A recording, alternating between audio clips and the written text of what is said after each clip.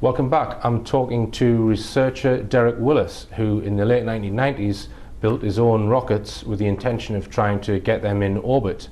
Now, round about sort of 2000-ish, you were asked to write this book about the history of space flight. Just tell us about that. Well, the basic concept of the book was that what we were amateurs trying to build rockets, and the origins of the whole space industry was with a group of amateurs at the beginning of the 20th century. Right, and so you then set about doing your own research for the history of space flight, and you come across one character called Dr. Willy Ley. So just give us some background on him. Well, Willy Ley was really the guy who started it all off in terms of getting a popular interest in rockets and space flight. He was born in Germany in 1909. He studied various sciences at university. He wasn't actually an engineer, but he was fascinated with the concept of space flight. So he set up an organization called the Society for Spaceflight in Germany, in Berlin, in 1927, and one of the very first members was Wernher von Braun. Right. And so together, well, there was actually about 500 members at one point, and they started developing liquid propellant rockets. Right. So von Braun, who was the lead sort of engineer of the Nazi rocket program, the V2, who then defected to the Americans and worked on, well, Apollo. So now Dr. Willy Ley made various comments and was also linked to the Vril Society, but you're not sure whether he was actually a member of the Vril Society. So just tell us about the Vril Society and what Willy Ley is alleged to have said. Right. Well, very briefly, he in 1933, when the Nazis came to power, he moved to America, whereas von Braun was happy just to take the Nazis' money for developing the V2 and so on. Right. So, but Willy Ley, he became more of a reporter and a popularizer of spaceflight. Because the armed forces, A, have repeatedly declared that they are not of their making, the flying saucers, and B, it would be highly unlikely that one branch of the government spends money, time, effort, and machinery on investigating something done by another branch of the government. Right. So he wrote an article called Pseudoscience in Naziland in 1947, which is it's a fascinating article in itself, because it covers some of the really bizarre sciences that the Nazis came up with, because they didn't want to believe that the likes of relativity or quantum mechanics was real, because that was Jewish science. Right, so Einstein. Yeah. Right. Yeah. So they came up with a whole range of bizarre sciences, like the notion that the whole universe is made of ice, for example. But one of the other subjects that Willy Ley covered in the article was about an organization called the Society for Truth, which in more recent times is called the Vril Society. And they believed that there was a mysterious energy that they could tap into from somewhere. Well, the first mention of Vril goes back to a book by a British author called Edward Bulwer Lytton. This was written in the 1870s, and it was called Vril, the Power of the Coming Race, in which he first described this unusual energy, which it's actually Michael Faraday was probably the first person to talk about this single energy that links everything together. So would that be the energy of the vacuum, zero-point energy, do you think? Or is it more sort of along the lines of the orgone accumulator with Wilhelm Reich? Or do you think they're one and the same? Well, I've tended just to think that it's cold fusion. That's been my thoughts on it, but I don't really rule anything out. Right, I see. Now, the Vril Society believed that, or spoke about Mesopotamia and the civilizations which existed up to 6000 BC, and that they thought that there was some ancient wisdom given to the human race at that point. Just tell us about that. Yeah, well, what the Vril Society basically believed was that a race of beings came from Aldebaran, around 6,000 Right, so they years actually ago. specify the star, Yeah, which is the yeah. title of your book. Yeah, Okay, right. yeah. And the race, they said, the name given is the Vrilya, which has various translations, none of which actually, the ones you look in the books don't really make sense. Right. But anyway, that's what they believed, is that this race of beings had arrived on Earth around 6,000 years ago, and were actually the ancestors of the Aryans. But one of the problems with the Vril Society is that anything you read about them up until about 1960 is plausible, but beyond that, it's just Right. people adding to it. And one of the myths that they spoke about was about an egg coming from the sky. Just tell us about that. Yeah, they said that the Vrilya arrived in an egg, which they were never really specific what they meant by that. Whether it was a huge spacecraft Right. or something like that. Right.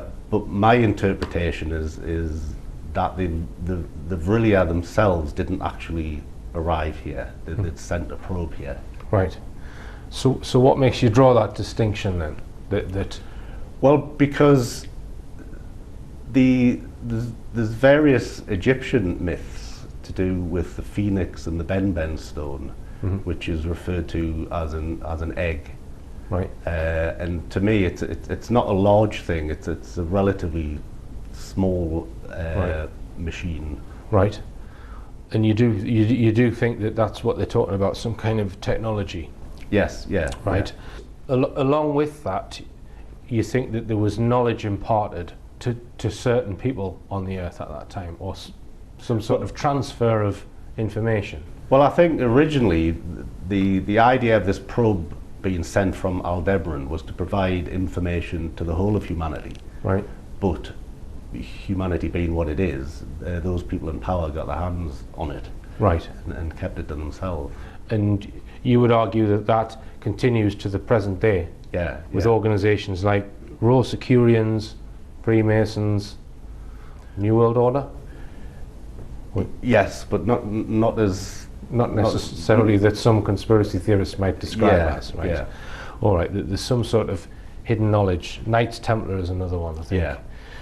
Now, how does the Thule Society link into the Vril Society? Just to give us a bit of background on that.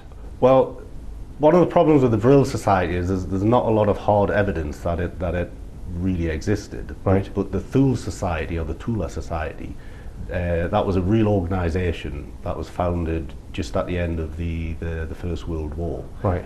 And basically consisted of proto-Nazis, Right. very wealthy people from Bavaria. But what my thoughts on it are that the Vril Society, they were investigating this idea of what happened with the thing from Aldebaran and all the rest of it, but they required money and resources.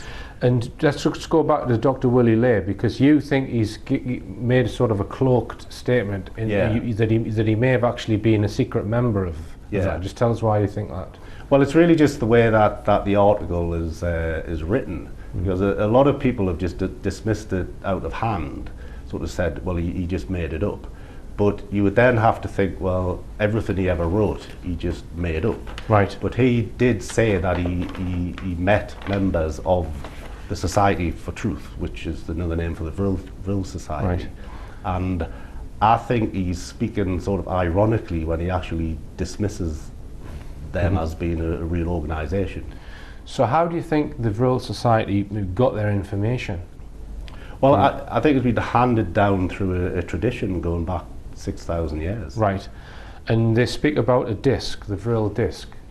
Well, I don't really buy into that the Vril discs are real. I think that's more of a fabrication that was Right. created from the 1960s onwards. Right. Now, there's various sections in your book about Mesopotamia and the various civilizations that grew out of there. Can you give us a brief explanation of the importance of that region and what you think was going on there? I mean, human civilization, well, certainly in the Western world, originated in Mesopotamia, which basically means the land between the two rivers, the Tigris and the Euphrates. And it was a very fertile area, very ideal place for civilizations to begin. And one of the earliest civilizations were called the Ubaids.